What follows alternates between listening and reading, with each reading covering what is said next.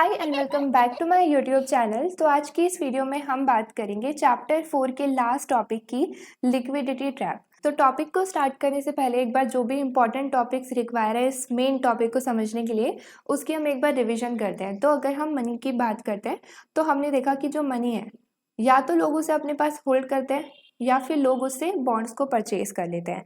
तो यहाँ पर हमारी जो मनी है, ये जो इकोनॉमी के अंदर मनी है, लोग क्या करते हैं या तो उसे अपने पास रख लेते हैं या फिर उससे बॉन्ड्स परचेज कर लेते हैं। और कम्प्लीटली ना तो अपने पास रखते हैं और कम्प्लीटली अपनी मनी से ना तो बॉन्ड्स परचेज करते हैं, उसका कुछ प्रपोर्शन अपने पास होल्ड करते हैं और कुछ प्रपोर्शन से बॉन्ड्स परचेज करते हैं। और जो वो प्रपोर्शन है वो डिपेंड करता है उनकी लेवल ऑफ ट्रांजेक्शन पर और इंटरेस्ट रेट पर बॉन्ड्स के। ये सारी चीज़ें हम ऑलरेडी पढ़ कर आए थे। उसके बाद अगर हम बात करते थे मनी डिमांड की, अगर हम बात करते थे मनी डिमांड की, जिसकी इक्वेशन हमने ऑलरेडी देखी थी कि किस तरीके से आई है, तो हमने देखा था कि हमारा जो मनी डिमांड है उसका नेगेटिव रिलेशन होता है इंटरेस्ट रेट के साथ। तो हम अगर इसका ग्राफ बनाते हैं, यहाँ पर अगर हम इसको ग्राफिकली देखते थे तो हमने क्या देखा था कि हमारा जो एमडी है वो डाउनवर्ड स्लोपिंग होता था। ये हमारा एमडी डाउनवर्ड स्लोपिंग होता था और यहाँ पे हमारे वाई एक्सिस पे इंटरेस्ट रेट होता था, एक्स एक्सिस पे हमारा मनी डिमांड होता था। और हम क्या देख रहे हैं कि जैसे जैसे हमारा इंटरेस्ट रेट अगर इंक्रीज होता है तो हम अपनी मनी की डिमांड को कम कर देते थे। हम मनी की डिमांड बेसिकली क्या होता था कि जो लोग अपने पास मनी को होल्ड करना चाहते हैं, तो हम क्या देखते हैं कि जैसे जैसे इंटरेस्ट रेट इंक्रीज होता रहता है मनी की जो डिमांड है वो कम होती रहती है। बॉन्ड्स का इंटरेस्ट रेट इंक्रीज होता है, दैट मीन्स कि अब हम उसमें इन्वेस्ट करेंगे, जब हम बॉन्ड्स को परचेज करेंगे तो अब हमें ज़्यादा रेट ऑफ रिटर्न मिल रहा है, तो हम अपने पास कम होल्ड करना चाहेंगे, जो ये ग्राफ शो करता है। सिमिलरली अगर इंटरेस्ट रेट हमारा कम हो जाता है तो उस केस में हम क्या करेंगे, हम अपने पास होल्ड ज़्यादा करना चाहेंगे। अगर इंटरेस्ट रेट कम हो जाता है बॉन्ड्स के ऊपर तो हम बॉन्ड्स को कम परचेज करना चाहेंगे और अपने पास मनी को ज़्यादा होल्ड करना चाहेंगे। अब यहाँ पर जो ये इंटरेस्ट रेट है, यहाँ पे जो ये इंटरेस्ट रेट की हम बात कर रहे हैं वाई एक्सिस पर, हम बात करते हैं कि ये डिटरमाइन कैसा होता है इकोनॉमी के अंदर, ये निकलता कैसे है। तो यहाँ पर अगर हम बात करते हैं इंटरेस्ट रेट की तो वो किस तरीके से डिटरमाइन होता है, हमने देखा था ये तब डिटरमाइन होता है जब हमारा एम डी एग्जैक्टली इक्वल होता है हमारे एम एस के। जहाँ पर हमारे एम एस और एम डी इक्वल होते हैं वहाँ पर हमारी इकोनॉमी के अंदर जो इंटरेस्ट रेट चार्ज होगा वो निकल कर आ जाता है। तो यहाँ पे सबसे पहले हम एमएस को एक बार रिवाइज करते हैं। तो एमएस होती है मनी सप्लाई, जिसको सेंट्रल बैंक कंट्रोल करता है। कैसे? ओपन मार्केट ऑपरेशन के थ्रू। तो पहले इसका ग्राफ समझ लेते हैं। यहाँ पे हमारा जो एमएस था वो वर्टिकल स्ट्रेट लाइन था पैरेलल टू वाई एक्सिस। तो यहाँ पर ये शो करता है कि ये इंटरेस्ट रेट पर बिल्कुल डिपेंड नहीं करता, इंटरेस्ट रेट कम होगा या ज़्यादा होगा इट डजेंट मैटर। हमारा जो मनी सप्लाई है वो वर्टिकल स्ट्रेट लाइन ही होगा, फिक्स ही होगा। कब तक? जब तक सेंट्रल बैंक उसे चेंज ना करना चाहे। और सेंट्रल बैंक कैसे चेंज कर सकता है मनी सप्लाई को? Through open market operation. कैसे? अगर हमारे ओपन मार्केट ऑपरेशन की हम बात करें तो उसमें हम क्या करते थे, बाय करते थे और सेल करते थे गवर्नमेंट बॉन्ड्स एंड सिक्योरिटी।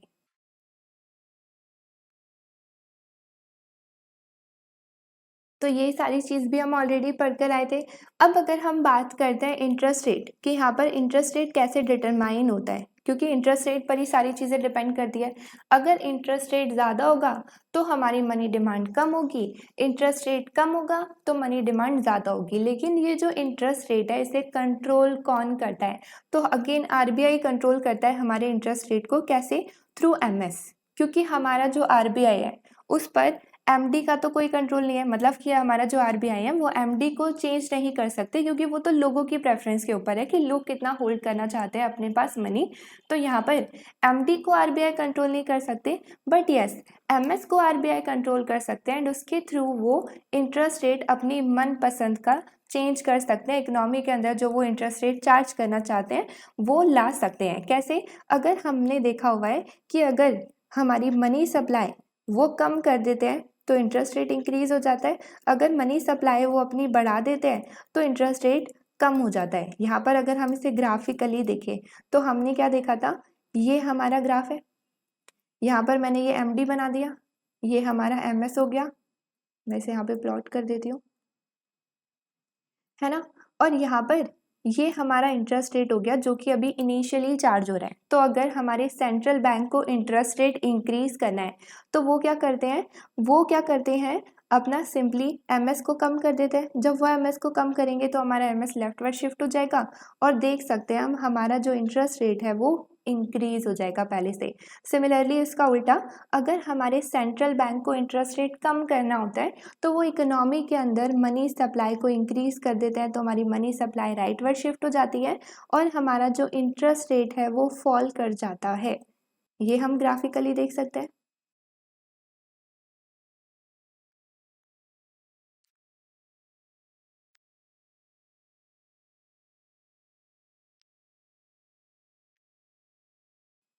तो हमारा जो इंटरेस्ट रेट है वो कैसे डिटरमाइन होता है, जब हमारा एमडी इक्वल होता है हमारे एमएस से, और अगर हमें इंटरेस्ट रेट को चेंज करना है इकोनॉमी के अंदर तो हम देख रहे हैं कि इन दोनों में अगर चेंज आएगा तो हमारा इंटरेस्ट रेट भी चेंज हो जाएगा। बट सेंट्रल बैंक दोनों को कंट्रोल नहीं कर सकता। एमडी जो है, एमडी को सेंट्रल बैंक चेंज नहीं कर सकता अपने अकॉर्डिंग, क्योंकि वो लोगों के ऊपर डिपेंड करता है वो कितना होल्ड करना चाहेंगे अपनी मनी को और कितना वो बॉन्ड्स परचेज करना चाहेंगे।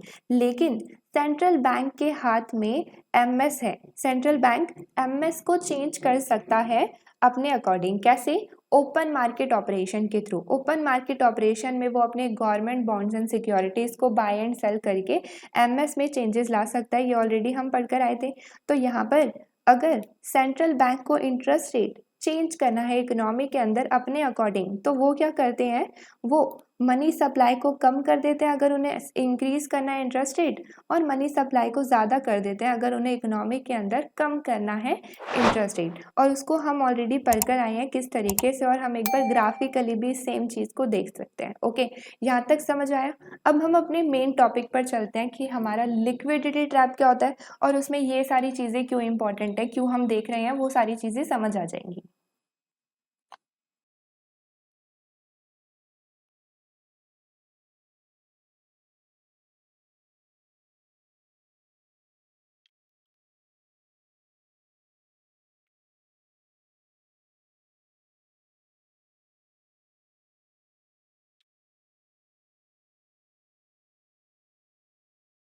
ओके, तो हमारा लिक्विडिटी ट्रैप बेसिकली क्या होता है, ये हमारी इकोनॉमी के अंदर एक ऐसी सिचुएशन होती है जिसके अंदर जो हमारे इंटरेस्ट रेट होते हैं वो बहुत ज़्यादा एक्सट्रीमली लो लेवल पर जाकर टच कर जाते हैं, मतलब उससे कम कुछ हो नहीं सकता, सबसे एक्सट्रीम लेवल पर जाकर टच कर जाते हैं। और उस केस में हमारे जो इंडिविजुअल्स हैं वो प्रेफर करते हैं कि वो मनी को अपने पास ही होल्ड करके रखेंगे, क्योंकि वो काफ़ी ज़्यादा अनसर्टेन होते हैं कि उनकी जो इकोनॉमी है वो किस तरीके से परफॉर्म करेगी। अच्छा, ये तो इसकी डेफिनेशन हो गई। अब हम समझते हैं कि इसको बेसिकली ये होता क्या है और क्यों होता है और किस तरीके से होता है, लोग ऐसे क्यों प्रेफर करते हैं, है ना। तो यहाँ पर सबसे पहले हम अपने डायग्राम से इसको समझते हैं, फिर थोड़ा सा थ्योरी पर जाएंगे। तो यहाँ पर अगर हम बात करते हैं ग्राफ्स की, तो यहाँ पर ये मैंने ग्राफ बना दिया, ये मैंने एमडी बना दिया, और ये हो गई हमारी मनी सप्लाई। इसको मैं प्लॉट कर देती हूँ पहले एक बार। यहाँ पर इंटरसेक्शन पे हमारा ये इंटरेस्ट रेट हो गया,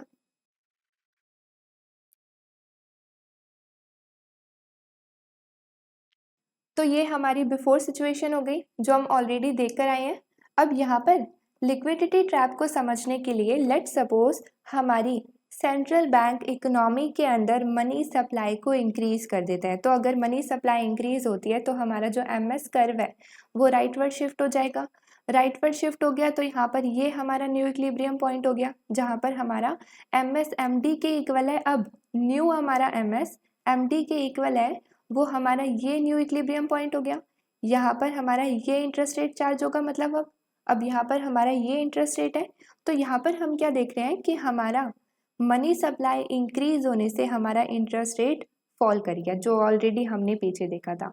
तो यहाँ पर हम इन्हें लेबल कर देते हैं। नाउ अब लेट सपोज इकोनॉमिक के अंदर हमारे जो सेंट्रल बैंक है वो फिर से मनी सप्लाई को इंक्रीज करते हैं। फिर से मनी सप्लाई को इंक्रीज करेंगे मतलब कि फिर से राइटवर्ड शिफ्ट हो जाएगा हमारा कर्व। हमारा जो एमएस कर्व है वो अगेन राइटवर्ड शिफ्ट हो जाएगा अगर मनी सप्लाई इंक्रीज हुई है तो।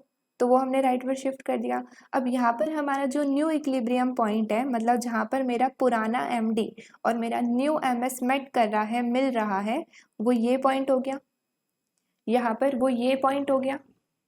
अब इस पॉइंट पर मैं क्या देख रही हूँ कि मेरा जो इंटरेस्ट रेट है वो ये ऑलमोस्ट ज़ीरो हो गया, और मेरा यहाँ पर एमएस इंक्रीज होने से मेरा इंटरेस्ट रेट फिर से फॉल कर गया, और जो फॉल हुआ है वो ऑलमोस्ट ज़ीरो है, तो मैं इसे भी लेबल कर देती हूँ यहाँ पे। अब उसके बाद क्या हुआ कि लेट सपोज सेंट्रल बैंक फिर से मनी सप्लाई को इंक्रीज कर देती है, फिर से मनी सप्लाई को इंक्रीज कर देंगी, तो क्या होगा, हमारा जो मनी सप्लाई कर्व है वो अगेन राइटवर्ड शिफ्ट हो जाएगा, और यहाँ पर जो हमारा इक्विलिब्रियम पॉइंट है वो ये हो जाएगा। इस पर हमारा जो इंटरेस्ट रेट है वो एग्जैक्टली सेम एज बिफोर है, तो यहाँ पर हमारी मनी सप्लाई तो इस बार इंक्रीज हुई बट इंटरेस्ट रेट में कोई भी चेंजेस नहीं आए। दैट मीन्स कि इंटरेस्ट रेट में अब कोई भी चेंजेस नहीं आए, ज़ीरो से कम भी नहीं हो सकता और वैसे भी नीचे नहीं जा सकता, क्योंकि हमारा एमडी कर्व भी अपने लोएस्ट पे है। जब हमारा एमडी कर्व हॉरिजॉन्टल हो जाता है, हॉरिजॉन्टल स्ट्रेट लाइन हो जाता है, उस केस में हमारा इंटरेस्ट रेट तो जा ही नहीं सकता अब नीचे, वो अपने एक्सट्रीम लोएस्ट पे आ गया। तो यहाँ पर हमारा क्या हो गया, इस केस में एक्सट्रीम लो लेवल आ गया इंटरेस्ट रेट का। इसका क्या मतलब हुआ, यहाँ पर हम सिंपली देख सकते हैं इस ग्राफ में कि मेरा जो एमडी है वो यहाँ से तो फॉल कर रहा था है ना, ऊपर से यहाँ से तो फॉल करता हुआ आ रहा था, फिर इस पॉइंट के बाद हमारा जो एमडी है वो क्या हो गया, हॉरिजॉन्टल स्ट्रेट लाइन हो गया, और इस केस में हमारा जो भी इंटरसेक्शन होगा एमडी और एमएस का, हमारा इंटरेस्ट रेट उस पर सेम रहने वाला है, उसमें कोई भी चेंजेस नहीं आने वाले। दैट मीन्स कि वो अपने एक्सट्रीम लो पॉइंट पर पहुंच गया है, इससे कम वो जा ही नहीं सकता, है ना। अब इस केस में क्या होता है कि जब हमारी मनी सप्लाई के बढ़ने से, इंटरेस्ट रेट में कोई भी चेंजेस नहीं आते, हमारा इंटरेस्ट रेट चेंज नहीं होता और हमारा इंटरेस्ट रेट बिल्कुल अपने लोएस्ट पे चला जाता है, तो उस केस में क्या हो जाता है, लोग इनडिफरेंट हो जाते हैं।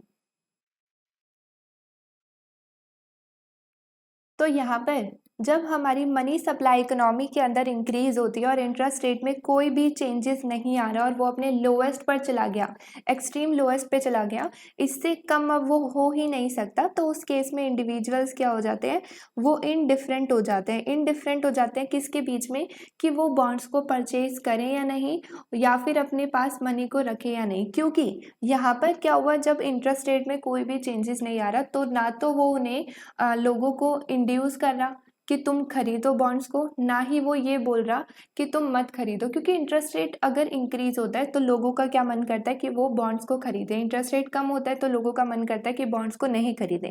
बट इंटरेस्ट रेट में कोई भी चेंजेस नहीं आया, पुराने वाला ही इंटरेस्ट रेट वो दे रहा है तुम्हें। दैट मीन्स कि अब तुम इनडिफरेंट हो, या तो तुम उस मनी को अपने पास रख लो या फिर इन्वेस्ट कर लो, कोई भी फर्क नहीं पड़ता, क्योंकि इंटरेस्ट रेट में कोई भी चेंजेस नहीं है। या फिर हम इसे दूसरी लैंग्वेज में ऐसे भी बोल सकते हैं, जैसे हमारी बुक में बताया हुआ है कि लोएस्ट पर, यहाँ पर लोएस्ट में हमारा यहाँ पे ये ज़ीरो है, और ज़ीरो इंटरेस्ट रेट मतलब कि अब तुम्हें कोई रेट ऑफ रिटर्न ही नहीं मिल रहा, तुम्हें कोई रिटर्न ही नहीं मिल रहा जो भी तुम बॉन्ड्स में पैसे लगा रहे हो। मतलब आज अगर तुमने बॉन्ड्स $100 में खरीदे तो एक महीने बाद भी तुम्हें $100 ही मिल रहे हैं, उस पर कुछ एक्स्ट्रा मनी नहीं मिल रही है। तो इसका क्या मतलब है, या तो तुम $100 अपने पास रख लो या बॉन्ड्स में रख लो, सेम बात है, क्योंकि तुम्हें रिटर्न तो कुछ भी नहीं मिल रहा दोनों जगह, तो तुम इनडिफरेंट हो। तो यहाँ पर सेम ही बात है, जब भी हमारे इंटरेस्ट रेट में कोई चेंजेस नहीं आ रहा, मतलब पुराना वाला इंटरेस्ट रेट हमें मिल रहा है, तो हम क्यों ही बॉन्ड्स को परचेज करेंगे, इससे अच्छा हम अपनी मनी को अपने पास रख लें। तो यहाँ पर हमारे जो इंडिविजुअल्स हैं वो इनडिफरेंट होते हैं कि वो बॉन्ड्स को परचेज करें या नहीं, या फिर अपनी मनी को अपने पास रखें या नहीं। और ऐसा नहीं होता कि यहाँ पर हमारा जो ये इंटरेस्ट रेट है ये हमेशा ही लोएस्ट ज़ीरो पर जाए, ऐसा भी पॉसिबल नहीं है। लोएस्ट का मतलब होता है कि वो अपने लोएस्ट पे चला गया, उससे कम नहीं जाएगा, लेकिन लोएस्ट का मतलब कभी भी ये नहीं होगा कि वो ज़ीरो होकर नेगेटिव में नहीं जाएगा। जैसे कि अगर हम इसके डायग्राम की बात करें यहाँ पर, तो पहले तो हमने अपना जो बुक का डायग्राम है उसी को मेंशन करा, लेकिन हम इसको इस तरीके से भी दिखा सकते हैं। जैसे ये हमने अपना ग्राफ ले लिया, अब यहाँ पर ये मैंने अपना जो क्या कहते हैं, डिमांड फॉर मनी है उसको इस तरीके से शो कर दिया। तो यहाँ पर तो ये डाउनवर्ड है, उसके बाद यहाँ पर ये पैरेलल टू एक्स एक्सिस हो गई। उसके बाद यहाँ पर मैंने ये एम एस को ले लिया है ना, ये हमारा एम एस हो गया। तो यहाँ पर इस केस में जब मैं एम एस को इंक्रीज करती हूँ तो मेरा यहाँ पे ये जो इंटरेस्ट रेट है वो फॉल कर गया है ना। उसके बाद जब मैं एम एस को इंक्रीज करूँगी तो मेरा ये दोबारा से इंटरसेक्शन है, और इस केस में मेरा इंटरेस्ट रेट फॉल ही नहीं करा, पुराने जैसा ही है। तो इस केस में मैं क्या देख रही हूँ कि ये मेरा जो है लोएस्ट पॉइंट आ गया इंटरेस्ट रेट का, ये लोएस्ट पॉइंट है, इससे कम इंटरेस्ट रेट जाएगा ही नहीं। तो उस केस में हमारे जो इंडिविजुअल्स हैं वो क्या हो जाते हैं, इनडिफरेंट हो जाते हैं कि वो बॉन्ड्स को परचेज करें या फिर पैसों को अपने पास ही रख लें। और इसका सिंपल सा मीनिंग हम इसे ऐसे भी बोल सकते हैं कि जब मनी सप्लाई इंक्रीज होती है और इंटरेस्ट रेट में कोई भी चेंजेस नहीं आते, इंटरेस्ट रेट में कोई भी चेंजेस नहीं आते, दैट मीन्स कि यहाँ पर हमारा जो इंटरेस्ट रेट है वो लोएस्ट पर टच हो गया, उससे कम अब हो नहीं सकता। तो हमारे जो लोग हैं वो इनडिफरेंट हो जाते हैं। अब यहाँ पर ये हमारी वो सिचुएशन थी जब हम लेकर चल रहे थे कि लोग जो है सिर्फ होल्ड कर रहे हैं in the form of currency. Okay, अब लेट सपोज हम बैंक को भी इंट्रोड्यूस करते हैं, तो बैंक को अगर इकोनॉमी के अंदर इंट्रोड्यूस करेंगे तो बैंक का इस चीज़ पर क्या रिस्पॉन्स होगा। तो हमने देखा है कि बैंक्स जो हैं, यहाँ पर अगर हम बैंक्स की बात करते हैं इकोनॉमी के अंदर, तो बैंक्स हमारे चेकेबल डिपॉजिट्स को रिसीव करेंगे। अगर बैंक्स है तो इकोनॉमी के अंदर, अब तो यहाँ पर हमारे जो बैंक्स हैं वो चेकेबल डिपॉजिट्स को रिसीव करते हैं, है ना। तो अगर हमारे बैंक्स चेकेबल डिपॉजिट्स को रिसीव करेंगे तो हमने देखा है कि बैंक्स उन्हें किस तरीके से यूज़ करते हैं। तो उन्हें वो डिफरेंट डिफरेंट पर्पस के लिए यूज़ करते हैं, जैसे कि उसका कुछ प्रपोर्शन उन्हें एज अ रिजर्व रखना पड़ता है, बाकी बचा हुआ वो अपने लोन्स या फिर बॉन्ड्स या जो भी एसेट्स वो परचेज करते हैं उसमें लगाते हैं। तो अभी हम लोन्स को इग्नोर करते हैं, लेट सपोज हम बात करते हैं एसेट्स की, जो कि हम लेकर चल रहे हैं कि इकोनॉमी के अंदर सिर्फ बॉन्ड्स है ना। तो यहाँ पर अगर हम बात करते हैं बैंक्स की, तो बैंक्स जो हैं वो अपने चेकेबल डिपॉजिट्स को किस तरीके से यूज़ कर रहे हैं, या तो वो उनसे रिजर्व रख रहे हैं कुछ प्रपोर्शन, और बाकी का बचा हुआ वो किस में लगा रहे हैं, बॉन्ड्स परचेज करने में, जो हमने मनी मल्टीप्लायर में भी देखा था। तो यहाँ पर अगर हमारे इंटरेस्ट रेट में कोई भी चेंजेस नहीं आएगा और अगर वो अपने लोएस्ट पे चला जाएगा, तो उस केस में हमारे जो बैंक्स हैं वो भी इनडिफरेंट हो जाएंगे। तो हमारे बैंक्स भी जो हैं वो इनडिफरेंट हो जाएंगे। अब इसका इनडिफरेंट का क्या मतलब होता है, बेसिकली कि हम दोनों ही सिचुएशन में सेम फील कर रहे हैं, सेम सेटिस्फाइड है। ऐसा नहीं है कि एक सिचुएशन में मुझे ज़्यादा खुशी हो रही है दूसरे से, जैसे कि अगर इंटरेस्ट रेट इंक्रीज होता है ना, तो बॉन्ड्स में हमें ज़्यादा रिटर्न मिलता है। दैट मीन्स कि यहाँ पर अगर इंटरेस्ट रेट इंक्रीज होता है तो बॉन्ड्स को परचेज करने में मुझे ज़्यादा खुशी होगी, है ना, ऐसे ही होता है। लेकिन इंटरेस्ट रेट में कोई भी चेंजेस नहीं आता, वो अपने मिनिमम पे है। तो उस केस में मैं इनडिफरेंट हूँ, अगर मैं बैंक हूँ तो बैंक जो है वो इनडिफरेंट है, या तो वो बॉन्ड्स को परचेज कर ले या फिर वो अपनी मनी को अपने पास रख ले in the form of reserve, उसको दोनों में सेम लेवल की सेटिस्फेक्शन मिल रही है। तो ये था हमारा लिक्विडिटी ट्रैप। तो इसमें हमने बेसिकली क्या देखा कि हमारी एक ऐसी सिचुएशन है ये इकोनॉमी के अंदर जिसमें हमारे जो इंटरेस्ट रेट है वो अपने एक्सट्रीम लोवेस्ट लेवल पर चले जाते हैं, सबसे कम लेवल पर चले जाते हैं कि उससे कम अब हो नहीं सकते, है ना। यहाँ पे जैसे हम इस ग्राफ में देखें तो इससे कम ये हो ही नहीं सकते, चाहे अब कितनी भी सेंट्रल बैंक अपनी सप्लाई को इंक्रीज कर ले। हमारा जो ये कर्व है अब ये यहाँ पर क्या हो गया, पैरेलल टू एक्स एक्सिस। तुम कितना भी इंक्रीज कर लो इंटरेस्ट रेट यही रहने वाला है, क्योंकि इनका इंटरसेक्शन, हमारी सप्लाई एंड डिमांड का जो इंटरसेक्शन है वो यही रहने वाला है। इंटरेस्ट रेट अपने लोवेस्ट पे, इससे कम वो होगा ही नहीं। तो जब हमारी इकोनॉमी के अंदर इंटरेस्ट रेट सबसे लोवेस्ट लेवल पर चले जाते हैं तो हमारे जो इंडिविजुअल्स होते हैं और हमारे जो बैंक्स होते हैं वो इनडिफरेंट हो जाते हैं कि वो अपने पास मनी को रखें या फिर वो बॉन्ड्स को परचेज करें। इस पूरी सिचुएशन को हम बोलते हैं लिक्विडिटी ट्रैप। अब इस केस में लिक्विडिटी ट्रैप इसलिए बोलते हैं कि तुम कितनी भी सप्लाई को बढ़ा लो, इंटरेस्ट रेट उससे कम हो ही नहीं सकता। और इंटरेस्ट रेट को कम करने की नीड क्यों होती है, तो बेसिकली इसकी सिचुएशन को समझते हैं कि ये होता क्यों है और सप्लाई इतनी क्यों ही इंक्रीज कर रहा है सेंट्रल बैंक की, उनको इंटरेस्ट रेट कम करना और इतना गंदा वो लिक्विडिटी ट्रैप में फंस जाते हैं। तो यहाँ पे इसकी थोड़ी सी रीज़न को समझते हैं। तो क्या होता है कि ना हमारी इकोनॉमी के अंदर जब नेगेटिव ग्रोथ होने लगती है, मतलब कि नेगेटिव जीडीपी होने लगता है, हमारी ग्रोथ बहुत ज़्यादा कम हो जाती है, हमारी प्रोडक्शन कम हो जाती है बहुत ज़्यादा इकोनॉमी के अंदर, या फिर हम इसे ऐसे बोल सकते हैं प्रोडक्शन कम हो जाती है। मतलब कि अब हम प्रोडक्शन कम कर रहे हैं तो हम लोगों को भी कम हायर करेंगे, जिसकी वजह से हमारी इकोनॉमी के अंदर अनएम्प्लॉयमेंट रेट बहुत बढ़ जाता है। और उस केस में क्या होता है कि हमारे लोगों के वेजेस और सैलरीज भी बहुत ज़्यादा कम हो जाते हैं। यहाँ पर वेजेस और सैलरीज भी बहुत ज़्यादा इकोनॉमी के अंदर कम हो जाते हैं। अब वेजेस सैलरीज कम है तो डिमांड भी हमारी इकोनॉमी के अंदर जो है कम हो जाती है। तो बेसिकली क्या होता है हमारी इस पूरी सिचुएशन में, जब नेगेटिव ग्रोथ हो रही होती है इकोनॉमी के अंदर, जिसको हम बोलते हैं कि मंदी छाई जाती है, जब हम बोलते हैं रिसेशन आ गया, तो उस केस में जब नेगेटिव ग्रोथ हो रही होती है इकोनॉमी के अंदर, तो गवर्नमेंट इन सबको देखती है, सेंट्रल बैंक इस सबको देखते हैं, और इस चीज़ को बूस्ट अप करने के लिए, सिचुएशन से निकलने के लिए हमारी जो सेंट्रल बैंक है वो क्या कोशिश करता है कि हमारी इकोनॉमी के अंदर इन्वेस्टमेंट इंक्रीज हो जाए। इन्वेस्टमेंट इंक्रीज हो जाएगी तो हमारी प्रोडक्शन भी होगी, और हमारी प्रोडक्शन होगी तो ऑब्वियसली ये सारे फैक्टर ठीक होने लगेंगे, और हमारी ग्रोथ ऑब्वियसली बढ़ेगी तो सारे फैक्टर धीरे धीरे ठीक होने लगेंगे। प्रोडक्शन बढ़ेगी, अनएम्प्लॉयमेंट बढ़ेगी, वेजेस बढ़ेंगे, डिमांड बढ़ेगी, और हमारी इकोनॉमी फिर से ग्रो करने लगेगी।